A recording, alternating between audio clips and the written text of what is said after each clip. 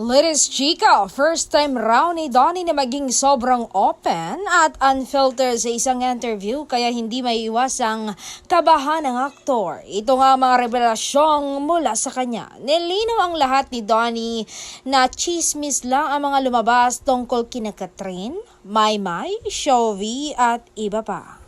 Saad niya, sa mga nalilink sa akin ng mga babae, mga kaibigan lang po sa industriyang ito.